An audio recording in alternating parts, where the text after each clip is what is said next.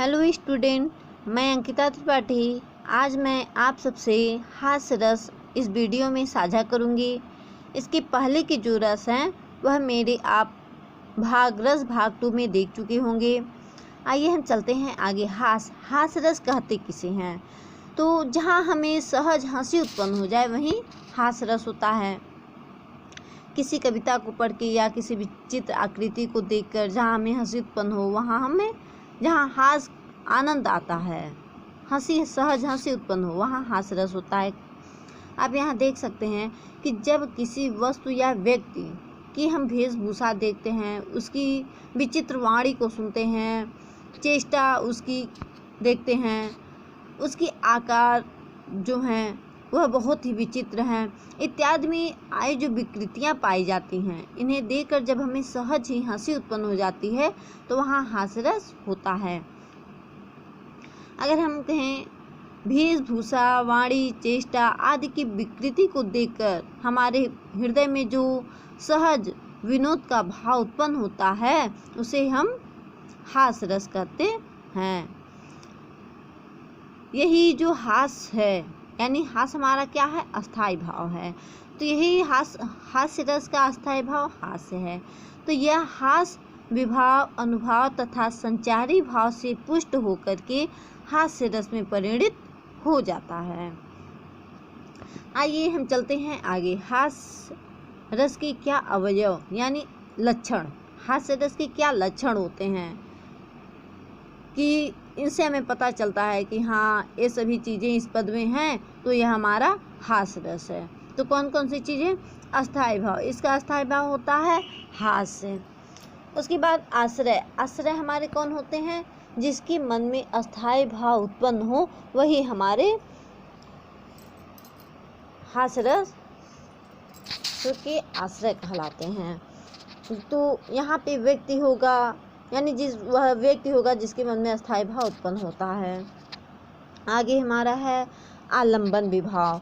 तो आलंबन विभाव, हास्य रस का आलंबन विभाव क्या होगा कि विकृति होगी, वेशभूषा होगा, आकार होगा एवं चेष्टाएं होंगी, यानी ये सभी को देख करके ही तो हमारे मन में यह स्थिति, हास्य की स्थिति उत्पन्न होगी। आगे चलते हैं उद्दीपन विभाव कि क्या देख करके ऐसी स्थितियां उत्पन्न होती हैं कि जिन्हें देख करके हमारी हंसी और भी बढ़ जाती है। तो व्यक्ति की अनोखी दशा को देख करके हमारी हास्य की स्थितियां और भी बढ़ जाती हैं। आगे मेरा आता है उद्दीपन में, अगर कहें हम तो आकृति को जब हम देखते हैं, उस विचित्र आकृति को देखें तो भी हमारी हंसी और भी बढ़ जाती है। अगर हम जोकर को देखते हैं तो उनसे देखकर हंसी आती है, लेकिन अगर उसकी बातचीत को हम देखते हैं, उसकी बनावट, उसकी आकृति को देखते हैं तो वहाँ हमारी हंसी और भी उद्दीप्त हो जाती है। तो ये सभी जो लक्षण हैं वह उद्दीप्त विभाव के लक्षण हैं। जैसे आकृति, आकार, वेशभूषा, बातचीत आदि ये सभी हमारे उद्दीपन विभाव कहलाते हैं। आगे हम चलते हैं अनुभव पर कि अनुभव यानी जो अस्थाई भाव के बाद आता है। तो क्या है ये? व्यक्ति की मुस्कान होती है। व्यक्ति जब अनुभव हम उन्हें कहते हैं जो शारीरिक क्रियाएं की जाती हैं। तो यहाँ हास्य रस में क्या शारीरिक क्रिया है? मुस्काना, हंसना, अट्ठहास से भरना यानी तेजी से हंसना, और हंसते समय पेटों का हिलने लगना, आँख में चलना, यानी ये सभी जो आकृतियाँ होती हैं हमारे शरीरों के द्वारा उन्हें हम अनुभव कहते हैं। तो ये सभी हास्य रस के अनुभव हैं, क्योंकि हम शोक में तो हंसेंगे नहीं। किसी हास्य पद कविता को देख के ही हमारे मन में सहज हंसी उत्पन्न होगी। आइए चलते हैं संचारी भाव पर। तो संचारी क्या है? हर्ष, हम उसे देखकर हर्षित हो जाते हैं, खुश हो जाते हैं। आगे आता है उत्सुकता, भ्रम, कंपन, चपलता, आलस, यानी आदि सभी हमारे क्या हैं? संचारी भाव हैं। संचारी भाव हम पहले आपको समझा चुके हैं कि ये वह भाव हैं जो अस्थाई भाव के उत्पन्न होने के बाद, अनुभव आदि के उत्पन्न होने के बाद मन व्यक्ति के हृदय में उत्पन्न होते हैं और वहीं समाप्त भी हो जाते हैं। आइए हम चलते हैं उदाहरण पे। यहाँ नीचे आप देख रहे होंगे उदाहरण। विंध्य की वासी उदासी तपो व्रतधारी महाविनु नारी दुखारे। यह तुलसीदास जी द्वारा रचित रामचरितमानस का छंद है। यहाँ कहा गया है, विंध्य के पर्वत पर पहुँचे जब श्री राम, कहते हैं गोमती तरी तुलसी सो कथा सुनी, भे मुनि वृंद सुखारे हैं वह शिला, सब चंद्रमुखी परसे पद मंजुल कंज तिहारे, कीनि बलि रघुनायक जू करुणा करि कानन को पगुधारे। यहाँ हम उस बात का वर्णन किया गया है कि जब श्री राम के चरण स्पर्श से पत्थर को सुंदर नारी में परिवर्तित हो जाना, आज विद्यमान नारियों के दूर रहने वाले तपस्वी। यहाँ कहा गया है विंध्य के वासी जो उदास हो गए हैं, यानी जो मुनि लोग हैं, जो तपोव्रतधारी यानी कि व्रत तप को धारण कर लिए हैं। किससे उदास होकर के? अपने नारियों से उदास होकर के। बिनु नारी दुखारे, यानी वह अपने पत्नियों से उदास होकर के वहाँ विंध्य पर्वत को पे जा कर के तप को धारण कर लिए हैं। और वहाँ उन्हें उस पर्वत पर कौन सी कथा सुनी, मतलब कौन सी कथा सुनने को मिलती है कि जब श्री राम उस पर्वत पे जाते हैं तो गोमती यानी महर्षि गौतम की पत्नी को उन्होंने अपने चरण स्पर्श जो पत्थर बन चुकी थी, शिला बन चुकी थी, उन्हें अपने चरण स्पर्श से नारी के रूप में वह परिणित हो जाती हैं। ऐसी कथा सुन के वह सभी मुनि सुखारे, मुनि वृंद सुखारे, बहुत ही सुख उन्हें वह आनंदित हो जाते हैं ऐसी कथा सुन करके। वहाँ है शिला सब चंद्रमुखी, तो वह सब इस कथा को सुन करके सोचते हैं कि यहाँ तो बहुत सारी शिलाएं हैं वह शिला सब चंद्रमुखी, तो इसमें तो परसे पद मंजुल कंज तिहारे। कहते हैं यहाँ पे कि अगर मान लो कभी श्री राम यहाँ आए तो यहाँ तो बहुत सारी शिलाएं हैं। ऐसा कभी हो जाए कि मतलब कोई शिला छूने से कोई हो सकता है चंद्रमुखी बन जाए। यहाँ एक विचित्र सी स्थिति उत्पन्न हो रही है कि भली रघुनायक जू करुणा करि कानन को पगुधारे। कहते हैं हो सकता है कभी करुणा करके, दया दिखा करके इस कानन यानी जंगल में अपना पग धारण कर लें और श्री राम यहाँ पहुँच जाएँ और ऐसा कुछ हो जाए कि यहाँ बहुत सारी सुंदर सुंदर स्त्रियाँ उनके स्पर्श से उत्पन्न हो जाएं। यह दृश्य कितना ही सुंदर हो गया। यानी इस प्रकार से वह सोचते हैं। यहाँ एक प्रकार से विचित्र स्थिति उत्पन्न हो रही है, मूर्खतापूर्ण जिसे हम स्थिति कहते हैं। अतः यहाँ एक पद सुन करके हमें सहज ही हंसी उत्पन्न हो रही है। तो यह क्या है? मेरा हास्य रस है। आइए अगर हम इसके बारे में बात करें तो होगा इसके आश्रय तो वही है कौन? सारे ऋषि मुनि हैं, जिसके मन में क्या है? वह अस्थाई भाव उत्पन्न हो रहा है, हास्य। उसके बाद यहाँ क्या है? नारी दुखारे।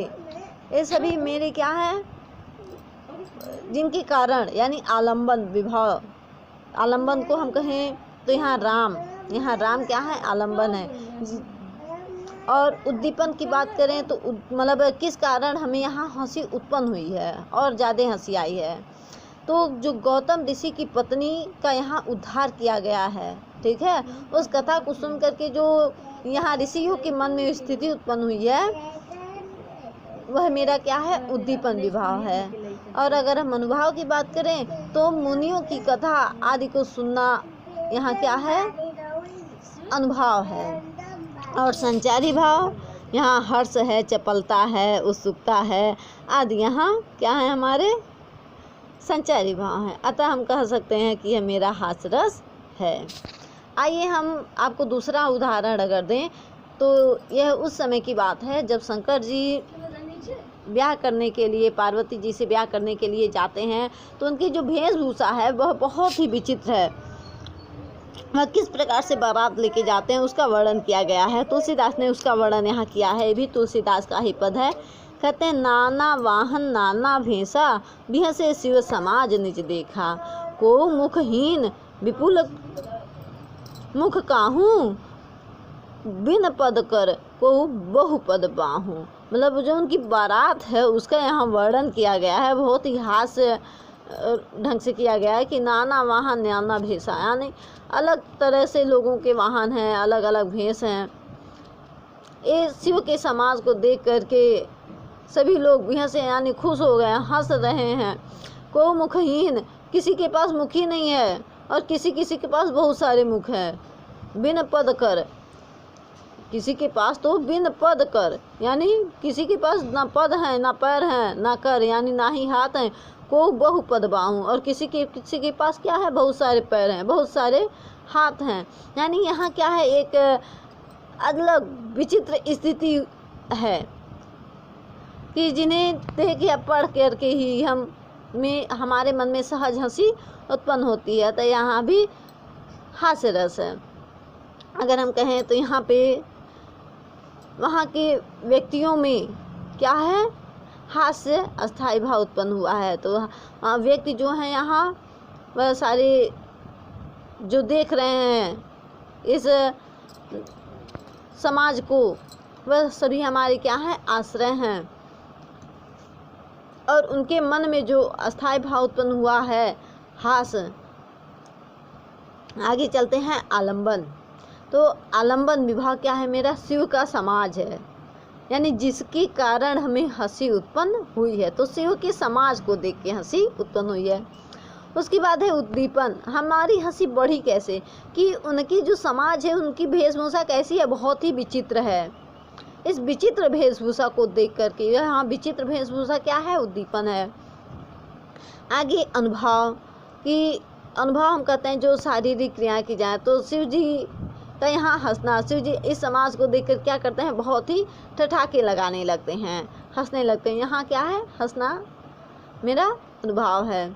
और संचारी भाव में हर्षित, यानी सारा समाज बहुत ही हर्षित है, रोमांचित है, बहुत ही चंचलता के साथ सब कूद रहे हैं। तो यहाँ पे ये सभी हमारे संचारी भाव हैं। आशा करती हूँ कि आपको हास्य रस समझ में आया होगा। अगर हम आपको कहें तो ये हम और भी हास्य रस बना सकते हैं, बस लिखने की ज़रूरत होती है हमें। तो हम कह सकते हैं कि एक भरोसो एक बल एक आस विश्वास, पढ़नो लिखनो छोड़िए वर्णन तुलसीदास। यानी हमें जिस भी काव्य में बहुत ही सहज हंसी उत्पन्न हो जाए, वहाँ मेरा हास्य रस होता है। तो आइए हम आगे चलते हैं अपने अगले रस, करुण रस पर। अतः जहाँ करुणा होती है, जहाँ दुख होता है, वहाँ हमारा करुण रस उत्पन्न होता है। जैसे जब प्रिय मनचाही वस्तु नष्ट हो जाए या उसका कोई अनिष्ट होने पर हमारा हृदय जब शोक से भर जाए, तब वहाँ करुण रस जागृत होता है। इनमें विभाव, अनुभाव व संचारी भाव के मेल से शोक नामक अस्थायी भाव जन्म लेता है। अगर हम कहें तो जहाँ बंधु का विनाश होता है, जैसे बंधु विनाश होना, बंधु का वियोग होना, किसी प्रिय वस्तु का नाश हो जाना, या प्रेमी के सदैव के लिए बिछुड़ जाने से हमारे हृदय में जब करुणा उत्पन्न होती है, तो वहाँ पर करुण रस होता है। जहाँ शोक उत्पन्न हो, वहाँ करुण रस होता है। हाँ, अगर हम कहें तो दुख का जो भाव उत्पन्न होता है वह वियोग श्रृंगार रस में भी होता है, लेकिन वहाँ मिलने की आशा बंधी रहती है। लेकिन जहाँ मिलने की आशा पूरी तरह समाप्त हो जाए कि वह चीज़ अब दोबारा हमें मिल नहीं सकती, तो वहाँ पर हमारा करुण रस होता है। जिस प्रकार से मैं आपको अभी हास्य रस में समझाई हूँ कि हमारे लक्षण क्या होते हैं, किसी भी पद में कैसे पता चलता है हमें कि यहाँ पे करुण रस है। तो आइए हम चलते हैं लक्षण को जानते हैं कि करुण रस के पदों में क्या लक्षण पाए जाते हैं। तो पहला हमारा अस्थायी भाव शोक, कि उस पद में हमें शोक का अनुभव होता है। आगे चलते हैं हमारा आश्रय। तो आश्रय कौन होते हैं, जो उस पद को पढ़ने वाले पाठक होते हैं, व्यक्ति होते हैं, जिनके मन में वह शोक उत्पन्न होता है, वही व्यक्ति आश्रय बनते हैं। आगे चलते हैं हम आलंबन विभाव। तो आलंबन विभाव हम उसे कहते हैं जिसके कारण हमारे हृदय में शोक उत्पन्न हुआ। तो यहाँ जो विनिष्ट वस्तु है या पुत्र का शव है, जैसे पुत्र मर गया तो पुत्र का शव, यहाँ आलम्बन विभाव बनता है कि जो मेरे मन में क्या उत्पन्न करता है, करुणा उत्पन्न, यानी जिसके कारण। तो विनिष्ट वस्तु या व्यक्ति ही हमारे आलम्बन विभाव होते हैं। आगे कहें उद्दीपन विभाव, तो उद्दीप्त जो करें, हमारे दुख को और जो बढ़ा दें। तो जैसे कि उस शव का जलना, दाह कर्म, उस शव को के दाह कर्म के समय हमारी जो शोक है वह और अधिक बढ़ जाती है। या इष्ट की विशेषताओं का जब उल्लेख होता है तो हमारे उस विषय में सोच करके हमें और रुदन आता है। तो ये सभी मेरे दुख को बढ़ाने का काम करते हैं, अतः यहाँ उद्दीपन है। या उसके चित्र या उससे संबंधित जब वस्तुओं का वर्णन किया जाता है तो मानो उसका चित्र मेरे सामने खिंच जाता हो, इस प्रकार से वहाँ वह और रुदन विलाप करने लगती हैं। तो इस प्रकार से यह सभी चीज़ें उद्दीपन विभाव में आती हैं। आगे चलते हैं अनुभव, कि शोक यानी करुण रस में क्या अनुभव होते हैं। तो व्यक्ति अपने पुत्र के शव को देख करके क्या करता है, जैसे पुत्र का शव हमारे मन में करुणा का भाव उत्पन्न करता है तो वहाँ हमें रुलाई आएगी, तो हमारा रोना, प्रलाप करना, हमारी शरीर उस शव को देख के कांपने लगती है, हम मूर्छा खा के गिर जाते हैं। तो ये सभी जो शारीरिक क्रियाएं हैं यह सभी हमारे अनुभव में जाते हैं, हम निश्वास हो जाते हैं, छाती पीटना, भूमि पर गिरना, उस दुख को देखकर हम देव की निंदा करने लगते हैं, यानी आदि ये सभी हमारे अनुभव में जाते हैं। आगे आता है हमारा संचारी भाव, कि करुण रस के पदों में संचारी भाव क्या होते हैं। तो संचारी भाव करुण रस में हमारी विषाद यानी दुख होता है, चिंता करना, स्मृति, मोह, यानी उस व्यक्ति के प्रति हमारी जो मोह है उसके विषय में हम चिंता करने लगते हैं कि अब क्या होगा, हम कैसे उसे पाएंगे, उस वस्तु को कैसे पाएंगे। या उन्माद, ग्लानि, निर्वेद, व्याधि यानी दुख हमें होने लगता है, चिंता, रोग हमें सताने लगती है। ये सभी हमारे क्या हैं, संचारी भाव हैं। आइए अब हम आपको उदाहरण के माध्यम से समझाते हैं। कहते हैं अभी तो मुकुट, यहाँ यह सुमित्रा नंदन पंत जी की रचना है, कविता है। आइए हम चलते हैं, पढ़ते हैं। अभी तो मुकुट बांधा था माथ, कल हल्दी के हाथ, अभी हुए कल हल्दी के हाथ, खुले भी न थे लाज के बोल, खिले थे चुंबन शून्य कपोल, हाय रुक गया यही संसार, बना सिंदूर अनल अंगार, वात हत लतिका वह सुकुमार, पड़ी है अब छिन्ना जा। जो बिल्कुल सुकुमार सी वह थी, अब वह बिल्कुल छिन्नाधार सी पड़ी हुई है। किसके यहाँ, जैसे ही पति पत्नी अपने जोड़े में बनते हैं, तुरंत ही क्या होता है कि पति की मृत्यु हो जाती है, तो उस समय पत्नी के हृदय में जो भाव उत्पन्न हो रहे हैं, जो शोक उत्पन्न हो रहा है, उसी का वर्णन किया गया है यहाँ पे। कि अभी तो मुकुट बांधा था माथ, कि अभी तो कल ही हमारी शादी हुई थी, अभी कल ही हल्दी के हाथ, अभी तो कल ही मेरे हाथ पीले हुए थे, अभी मैं कुछ बोल भी नहीं पाई थी, कि तभी रुक गया यही संसार, कि तभी हमारा संसार रुक गया। अतः आइए चलते हैं, हम इसको बता दें आपको कि यहाँ जो अस्थाई भाव है वो तो शोक है। और आलंबन विभाग की बात करें तो यहाँ विनिष्ट उसका पति जो कि अब मर चुका है, तो यहाँ उसके पति का जो शव है, विनिष्ट पति है, वही हमारा आलंबन विभाग, उसी के कारण उसके मन में, नायिका के मन में शोक उत्पन्न हुआ है। आगे आते हैं अनुभव पर। तो अनुभव क्या है हमारे, कि हवा से आहत हो गई है, हवा के आहत लता के समान जो नायिका है वह आश्रयहीन हो गई है, आश्रयहीन पड़े अर्थात मूर्छा खा के गिर गई है। तो यहाँ मूर्छा खाना, रुदन करना, ये सभी हमारे क्या आते हैं, अनुभव में आते हैं। आगे उद्दीपन विभाव हम आपको बता दें कि यहाँ उद्दीपन विभाव जो हमारे दुख को अवरुद्धित करते हैं।